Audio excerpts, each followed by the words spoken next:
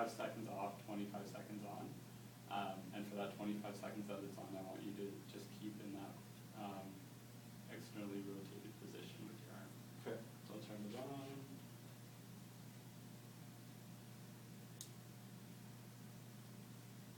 You feel a twitch there? Yeah. Good. So when you feel the twitch, I just want you to go and hold it for the 25 seconds where you feel the maximum twitch. Good. Is that painful or uncomfortable though? No. And you have no problems with sensation that you said? No.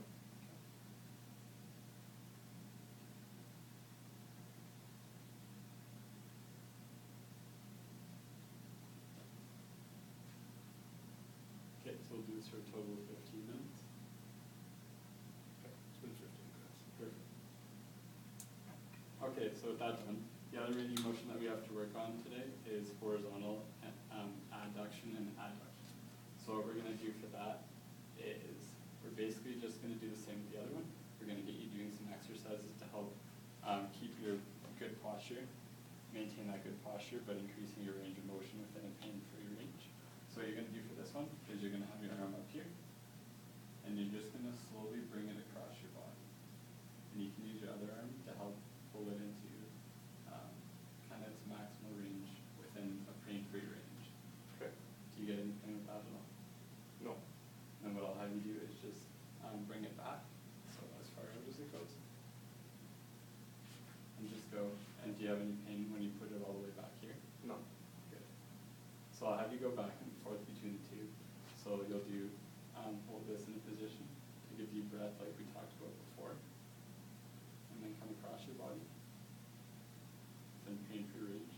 And you do 10 back and forth times 3 sets. Okay. Per day. Sound good? Sounds good. Okay. The next one I'd like to do, to help, we're not going to do too much strengthening at this point other than just increasing your range of motion towards a functional range. What I do want to use is EMS to help with the muscle spasm that might be present in their upper trap still. So what I'll do with this, the same way that that stretch will help with increasing your range of motion and decreasing the amount of pain that you have. This will, by reducing the spasm in your muscle, it'll also help with reduce the amount of pain, allowing you to do more functional activities.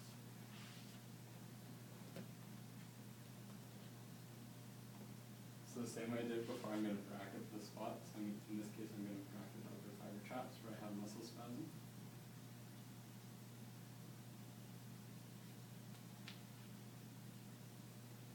Now in this case, instead of going for muscle tetany, I just want to promote muscle twitch. So the same way I was do before, I'm going to turn the machine on. I use 30 hertz as well. Again, my off time will be 5 seconds on, 5 seconds off for a total of 15 minutes.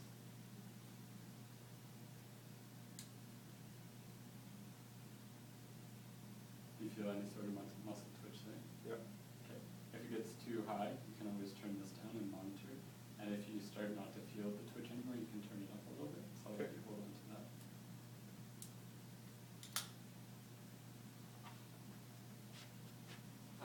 So what I'll do is you can sit down on the table for this part and just keep it on for 15 minutes.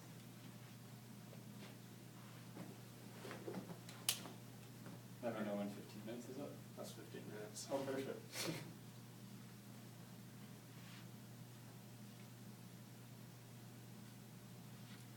So as part of your home program, we'll incorporate the scap setting exercises too.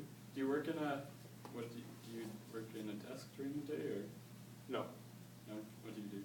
Just train my dogs. Train your dogs? Okay. Yeah. So at this point, we'll try to get a little bit more functional. What we can do is, do you have your dogs on a leash very often? Yes. Yes? Okay. So what we'll get you to do is,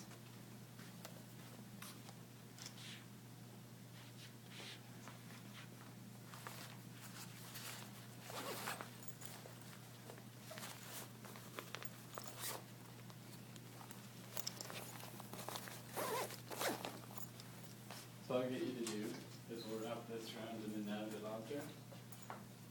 In this case, your dog, Nike. What you're gonna do is you're gonna hold this with your leash on the ground. What you're gonna try to do is keep your scapula set.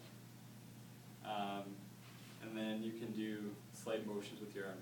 So instead where you were doing these exercises and these exercises, in this case what you can do is just gentle range of motion. So pulling the object up and then pulling it down behind you. So almost like you're letting your arms swing back and forth. And you'll do, the important thing is to maintain scap stability. So keeping your scapula and shoulder blades back. Yeah. And you'll do, let's start with 10 swings back and forth. Take a quick breath, like a quick break, and then you can do another 10 back and forth. Okay, sounds good. So we'll do that one. Before we get too much into getting you back onto the field with all your dogs, we'll make sure that you can do it with good form, with your shoulder motions on with the leash. So we've addressed all that stuff. I don't want to do too much strength other than those little activities right now. We already have some neuromuscular control, but it'll help tie in with all the scap setting that we're doing throughout the day to help reinforce that. The other thing that we're going to do to prevent and protect, what I'll do is I'll tape your shoulder blades. So if you want to stand up and then just face that way through. What we're going to do is I'm going to tape your shoulder blades into, just so they're getting an extra little prong to keep them back and down, like we talked about, keeping them set. So what I get you to do is just subtly, I don't want to do it too hard so it's all stuck, but what I want to do to protect the shoulder is just provide a little bit of support. So I'm going to start from the superior medial border of the left scapula and come across to the inferior angle of the right scapula. And I'm going to do basically an X the same way, taking all the tension out of the tape so that there creates a bit of a proprioceptive pull on the scapula. And then I'm just going to do a border around it.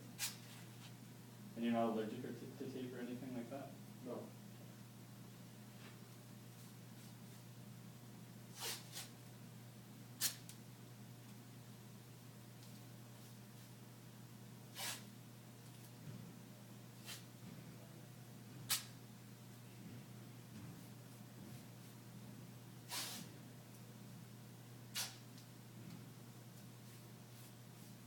Now you can relax. Do you feel still a bit of a pull on your scapulas, pulling it back? Yeah. And is it uncomfortable, or do you think you'd be able to wear it during the course of the day under your shirt and stuff? Oh, that's good. Cool. So we'll leave that on. I don't have any of the really sticky Leuco tape, but we'll do that next time. You can leave this on for next time I see you, so in 2 days' time. For right now, we'll leave that on. Help protect the area. As in your HOPE program, we'll keep up with all those exercises like I talked about. And the last thing I want to do is add, do you do any sort of biking or anything like that were you doing it before the accident? Just a little bit. A little bit? Yeah. Okay. So what I like to do is incorporate cardio exercises to help maintain your cardiovascular fitness. Okay. So what I'll have you do is, how long would you normally ride for, like 20, 30 minutes? Yeah, 15 minutes. Okay. To help maintain that right now, let's do 15 minutes. We'll do some sort of interval training, so maintain your cardiovascular fitness without working your shoulder too much. Okay. So we'll do you know how to maintain your heart rate when you do? Yeah. Okay. So what we'll do is if you do intervals, so you can do 2 minutes periods for the 15-minute duration with a cool down of like 40% of your heart rate. But what we can do is do for the first 100 seconds of the 2-minute period, you'll just cycle at about 40% of your max heart rate. Okay. And then what you'll do for the other 20 seconds in the 2-minute interval is you'll pedal at 90% of your heart rate. And that'll help with maintaining your cardiovascular fitness. Okay. Sounds good? Sounds good. Do you have any questions about today? No. Good. All right. Perfect. See you next time.